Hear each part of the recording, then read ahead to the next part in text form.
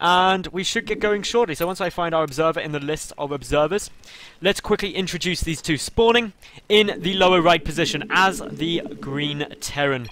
From Navi, it is Strelok. And his opponent, spawning in the top left, the red Protoss player, sponsored by CM Storm, PandaTank. I'm the crowd Madals, favorite. and that voice was Lyrlian. Lyrlian, tell us what you expect to have on this game. On this game, I'm expecting a similar play out of PandaTank and similar play out of Strelok, really. PandaTank, because you don't really have much of another option. I mean, you could cheese, yes, but on the other hand, he played a pretty solid build. I mean, one gate expand into Mothership Core is the way you play versus Terran, but he just didn't react well to the drops, didn't have enough units out in time, maybe tacked towards Robo a little bit too quickly and didn't have enough Stalkers. He didn't have a sentry to place a force field at his ramp. And on that map that we just saw, it's pretty easy for Hellions to run by and go into the main base. On this map, a little bit more difficult. Maybe PandaTank will alter his build slightly, but as we can see, Strelok getting a gas, I would fully expect him to go the exact same build. It worked out so well. It worked out really well, and also it's an interesting choice from PandaTank to go for this map, because arguably mine drops are better on Aklon Waste than they are on Belshir. There's just so much dead space. Drop play is incredibly good on this map. It is. Drop play is good on this map. Not the best. I mean, on the last map, I would say it's pretty good as well. On this map, there is the high ground cliffs that could be a good place to drop out the main base. Has a lot of area on the right side where you could unload Hellions unseen. But running into the mineral line of your natural on this map is a lot more difficult than it was on the other. Because on this map, we do have a ramp that could be, you know, blocked off a little bit. It could be force fielded. It would be a bit better for PandaTank to play on this map than it was on the last. Interesting perspective. I'd agree with you on a lot of those points. The point I want to point out, though, is that, of course, Strelok is going for a Reaper. This is going to give him some vital scouting information. Aklon is a large map, so getting that information early on is very important to him to make sure the PandaTank's not doing anything too sneakies. But he is. He's getting down a command center. Well, sorry, Strelok's getting down a command center. PandaTank, he's just going about his normal business. Going to get down a Nexus, I would imagine, considering he's pulled a probe down to the natural.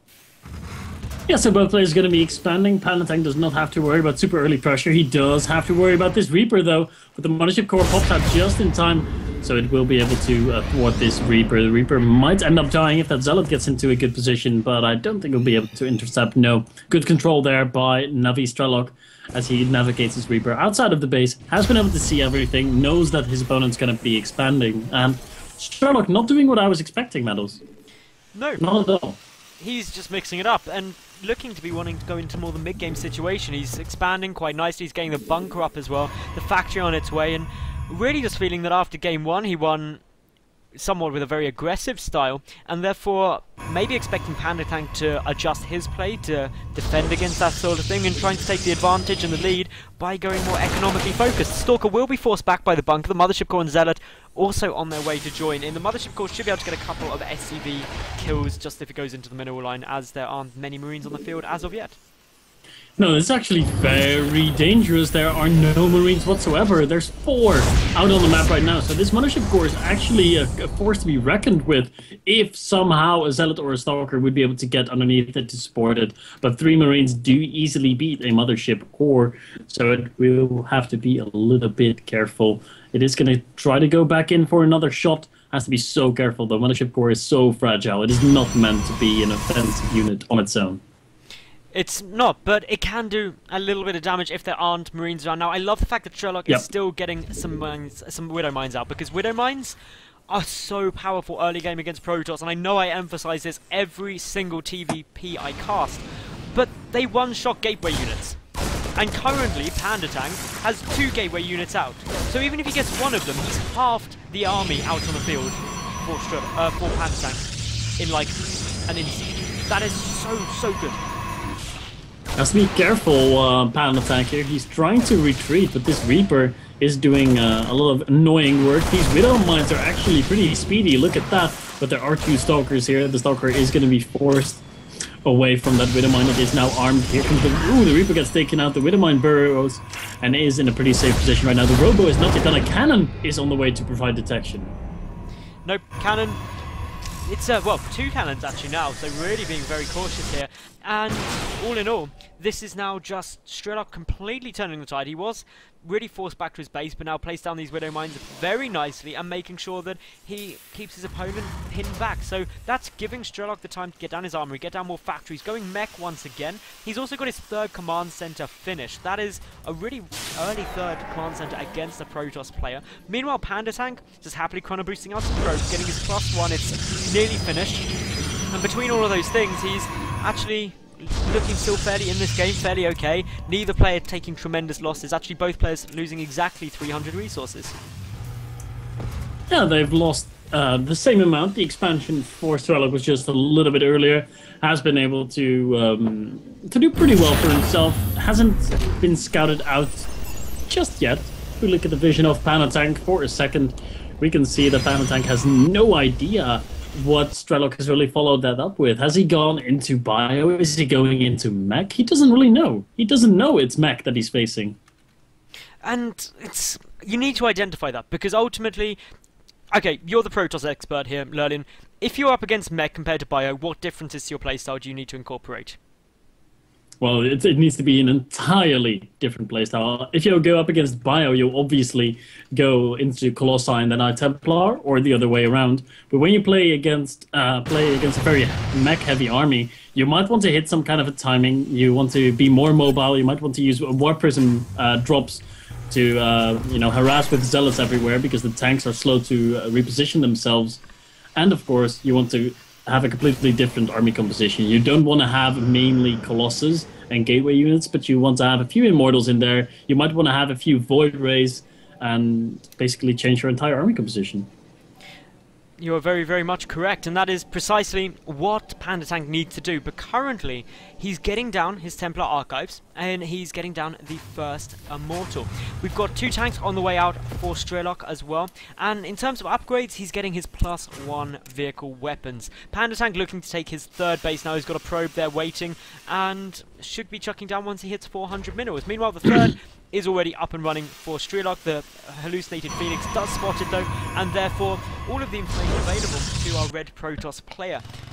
And this puts us in an interesting situation now, where actually the Hellbats just wandering around, making sure that there's nothing hidden anywhere. They're going to really beef up the army, and I like getting Hellbats out quite quickly because they do so well with zealots. Yeah, they do. Strelok is so far ahead, by the way. His macro is just... I think he's just a better player. If we look at things right now, Strelok is up by over 10 workers. He's got his 3rd base up way earlier. His army supply is way bigger, about 26 more than PandaTank. And PandaTank is in such a difficult position. We see a drop heading out with 2 Hellbats in there. Might be able to do a lot of drop harassment there. And Strelok, his army is so powerful right now. And look at the tiny army. We've got a couple of zealots actually in the 3rd base of Strelok, and he's not responding to that at all. A couple, actually 8 now workers have been killed, 9 in total by PandaTank. But the observer will spot Strelok's drop coming in. Will there be time for PandaTank to react? I'm looking desperately to see if those stalkers get selected. They do. They can come in now and should be able to snipe that off unless the boost away goes down. Good work by Strelok there, and well, it just means that no damage will be done. That's true. No damage done there. That was a good defense by PandaTank, but his army is still so far inferior to what Strelok's got, and Strelok might be pushing now. It would be a good time. The 3rd base is just now finished up. PandaTank has not been able to take advantage of his 3rd just yet. It's cost him more than it has gained them, and Strelok, he's moving out. He's going to the right side of the map. Not sure what he was hoping to find there. He was moving up just to get within vision of that watchtower. That's what he was doing. He was giving PandaTank fair warning that he was moving. He was like, okay, PandaTank, I'm here. I know there's no watchtowers in the middle of the map anymore, so I'll just walk all the way to the right to walk into vision of your watchtower, so you know I'm coming. And I'm gonna walk all the way to the left, and I'm gonna be in a position where you don't expect me. Haha! Mind games. Mind games everywhere. However, we do also have some DTs on the field. We also... Actually, no, they've morphed into Archons, I do take that back. We've also got a lot of Archons coming out, 2 at a time, already 3 down, and this is actually going to be really nice against such a high tank count. And as such, PandaTank, as long as he can, well, he's going to have a tough time against this army, especially with the drop going down as well. Just look at how much damage those troops are doing. This is really awkward situation for PandaTank. It is. PandaTank's in a lot of trouble. Loses Stalker there for nothing. He has 3 Immortals out, but what can they really do? I think they'll die before they even get close to the Siege Tank rage. Luckily for PandaTank, these Siege Tanks are not in range of his Nexus on the high ground. That would really be some imbalanced stuff, but luckily that's not the case. Strelok is laying siege and just in a perfect position. I don't see him losing this game.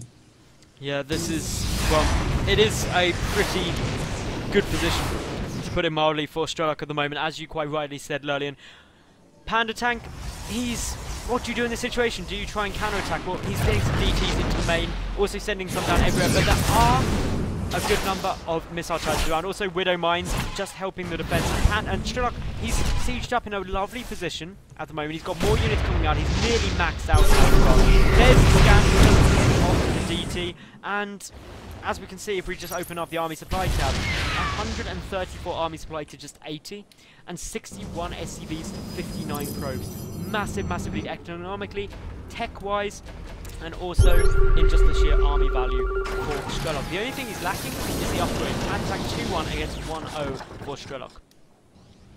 Are those upgrades going to be bringing him victory? What is Strelok going to do? Is he going to be content in killing the third base and not engaging? No, he's not going to be happy. He wants to force the engagement here at the match. There's so many Immortals. This might be enough Immortals to actually make something work. But the reinforcements of Strelok are going to be joining up, and PandaTank is full on the supply.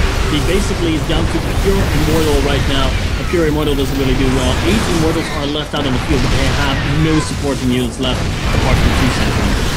Now there are some DTs there, but the scan goes off straight away for Strelok. The Immortal's trying to push in, but just so many cannons, such a long siege line, focusing it down, the Hellbat's doing it, and, well, that's a GG, and PandaTank knows it as well, and calls it. So Strelok 2-0 PandaTank to go into the semi-finals to compete for one of those WCS EU spots.